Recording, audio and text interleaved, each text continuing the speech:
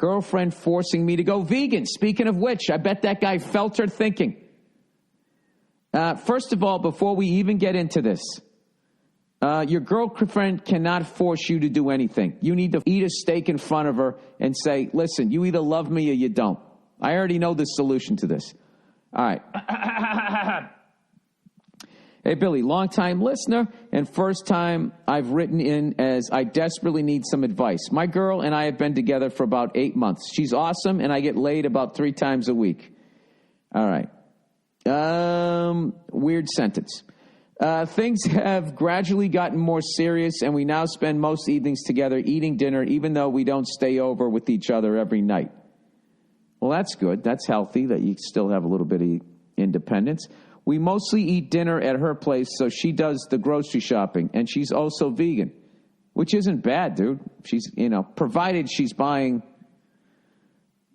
I guess, organic. How do you even tell if it's organic? Because I've heard from a lot of people, and this might come from the meat industry, I have no idea, but I've heard from a lot of people that, the amount of pesticides they spray on them, sometimes actually eating some iceberg lettuce might be worse for you than eating a fucking pig. Who knows?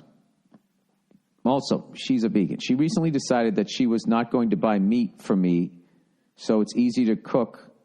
Plus, it's better for the environment and my health. Basically, all the fucking arguments vegans use against us carnivores. Yeah, all the cows farting it up into the atmosphere. I do love meat, but also love this girl and would honestly go vegan for her. Should I just be done with it and cut it meat? I think you meant to say cut out meat. Or am I setting the tone for the whole relationship to get treated like a little bitch? Appreciate your advice. All right. I like that you're asking these questions, sir. So you're still in a healthy place mentally. That's what I would say to her. Just be like, listen, I'm willing to do this for us, but I would be lying to you if I wasn't nervous that I was setting a tone that, if, say, you don't like March Madness, that I'm eventually going to stop watching it. So you got to do it in a funnier way than that. I don't know. I don't think going vegan, if the person knows what the fuck they're doing, because there's a lot of fat vegetarians out there who are eating chips and shit. It's made from potatoes. But, they're not necessarily healthy. When they're carving it up, I know there's a lot of fake meat and shit out there now. There's a lot of ways to go. I am not nearly read enough on this subject to give you any sort of advice as to which way to go. But I think your concern is correct. I would just go slow. I would just say, all right, look, if you just want to cook vegan here, and then I would just, which isn't bad. It's not bad to take a break from meat, I wouldn't think. I don't know. But I also know that to really do the vegan thing correctly, I actually, something, to be a meat eater and just to just really eat well is, you borderline need a fucking degree in something.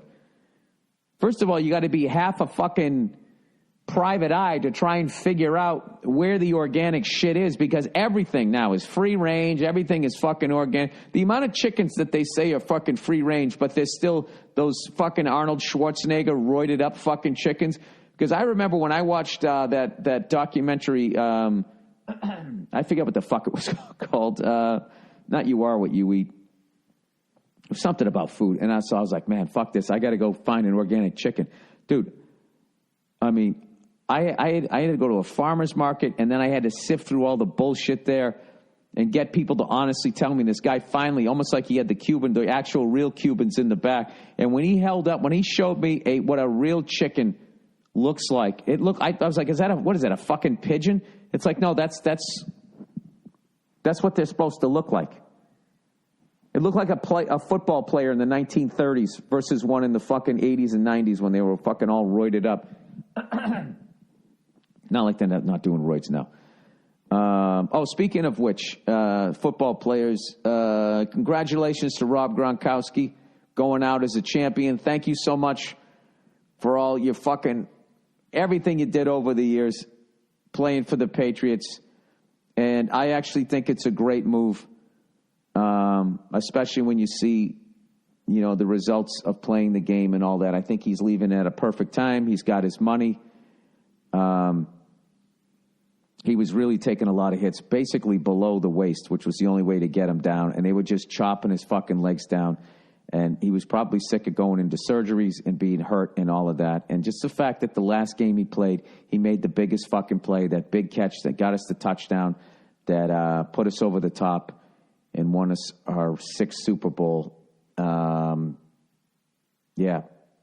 Hall of Fame New England Patriot, without a doubt. I don't know, I don't collect football cards anymore, so I don't know what his numbers are, but I got a good feeling about the actual Pro Football Hall of Fame in Canton. So, and I also did a roast with him one time, and he was such a fucking cool guy.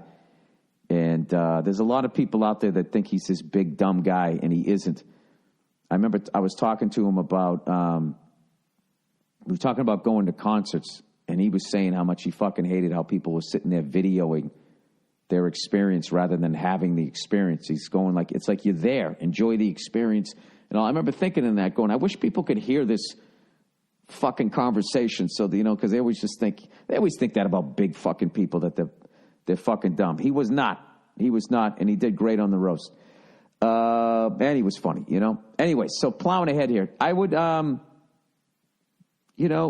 use this thing as an opportunity to basically, set some boundaries in your relationship in a funny way, and just be like, all right, you know what? I'll be vegan when I'm at your house. And if she's pushing you to become vegan in your house, just be like, I really enjoy a steak. I really do. And I'm going to keep eating it. And if you're going to break up with me over a pork chop, then there probably really wasn't love here in the first place. Meanwhile, read up on fucking nutrition. I mean, I'm giving you advice that I should be taking. I should read up on it too, because I've been eating really well over the last year, and now that I should say since July. And I had somebody put together a diet for me, and I pretty much loosely use that with some of my older bad habits. I'm not going to lie to you. And just cutting out the booze, it's been really easy to sort of maintain a decent body weight. It's probably the smartest thing that you could fucking do. Learn how to defend yourself and learn how to eat right. Figure out why you fucked up so you don't take it out on somebody else, and go out and go find a great person, and then work on the relationship like this person's doing, rather than bailing. Because I actually have a theory about divorce where I think a lot of them, they could have fixed it if they just were working on it along the way. And then you just start thinking like, oh, this person's a fucking asshole. And then you just have this fantasy that you're going to meet. You're just basically chasing that feeling you had when you both met each other in the beginning. And you're just never going to be brand new. You just have to accept that. But you can get back to different levels of emotional heights if you actually work on it. Like the dumbest thing ever, just doing shit like, family dinner night, and everybody puts away their phones or whatever, and it's just you, or if you're single or whatever, you're not married, you can go out to a movie. And I'm telling you, turning off your phone is a fucking huge thing that I've discovered, especially if you get fucking massive ADD like me. Okay, where are we here?